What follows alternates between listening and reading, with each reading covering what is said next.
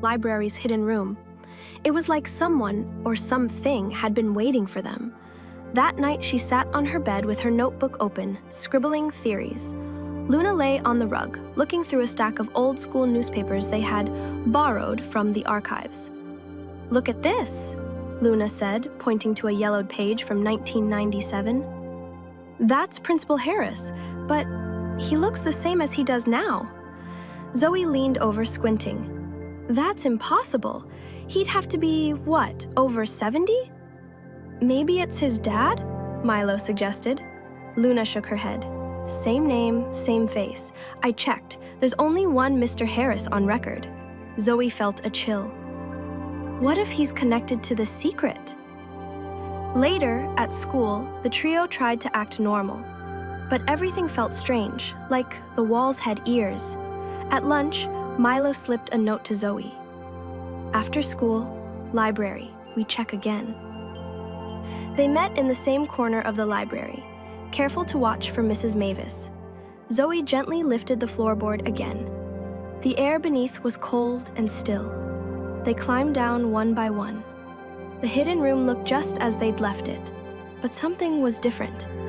A new symbol had been drawn in chalk on the far wall, a perfect circle with 3 arrows pointing inward.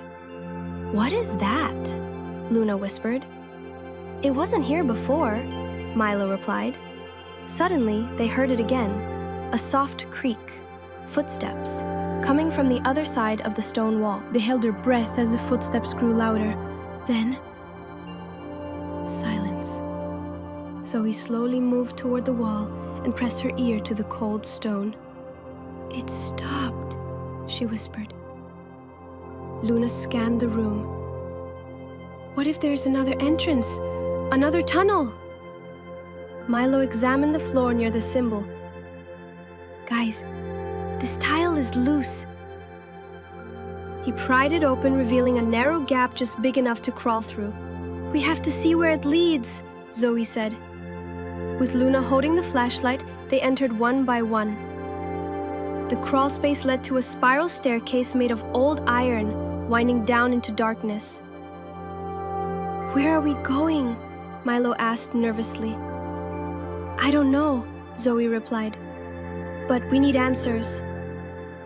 At the bottom, they found a locked wooden door. Strange symbols were etched into it, some matching the chalk drawing on the library wall. Zoe tried the handle. Locked. But Luna noticed a small circular hole beside it. "Like a key slot," she said. "But not for a key we've ever seen." Milo pulled out the pendant they had found earlier. "What if this fits?" It didn't. Zoe sighed. "We need to find that key. Whatever's behind this door, it's important." They started back up the stairs, but paused when they heard a faint voice echo below. "You shouldn't be here." The voice sent a chill through their bones. It wasn't loud, but it felt close. Too close. The 3 friends looked at each other, and then bolted up the spiral staircase, crawling back through the tunnel as quickly as possible. By the time they returned to the hidden library room, their hearts were racing. They didn't stop until they were outside, catching their breath beneath the cloudy sky. "Did anyone else hear that?" Milo asked. "We all did," Luna replied. "It wasn't just our imagination." Zoe stared at the library's windows. "We're getting close. That's why someone's trying to scare us away." That evening, Zoe's mom noticed how quiet she was during dinner. "Everything okay, sweetie?" Zoe nodded. "Just tired." But in her mind, the puzzle pieces were spinning. The pendant, the strange symbols, the old news clipping of Principal Harris, and now this mysterious locked door. She didn't know who the voice belonged to, but she was sure of one thing. Someone was guarding something, and they didn't want it found. Later that night, she opened her notebook again. On a fresh page, she wrote, "Things we know. 1. There's a hidden room in the library. 2. The pendant belongs to someone connected. 3. Principal Harris might be hiding something. 4. Someone's watching us. 5.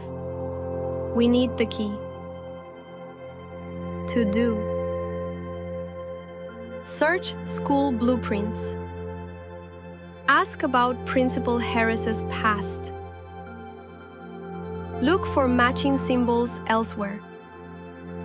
She closed the book. Tomorrow would be a big day. The next morning, Zoe arrived early to school and met Luna in the library before the bell rang. Milo joined moments later, carrying a rolled-up blueprint he had printed from the town archive website. "This is from 1952, he said, before the school's last renovation." They spread it on the floor between the shelves. "There's the library," Luna said. "And wait, there's a room marked Storage B behind the wall we found. It's not on any modern maps," Zoe noted. "That means someone covered it up," Milo added. Their eyes locked. This was real. They decided to visit the town museum after school, hoping to find more about Principal Harris and the school's history.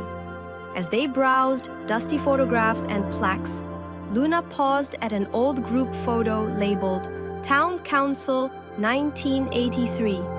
She gasped, "Look!" There he was, Principal Harris standing among adults looking exactly the same. "How is this possible?" Zoe asked. They found the museum clerk, an old woman with gentle eyes. "Excuse me," Zoe asked, "do you know this man?" The woman leaned closer. Her face grew serious. "Him? That's Gregory Harris. He's been around a long time. Too long, some say." She leaned in further. "People used to whisper about him, said he never aged, but most just pretend not to notice." The friends exchanged worried glances. Whatever mystery they were in, it was deeper, older, and far stranger than they had imagined.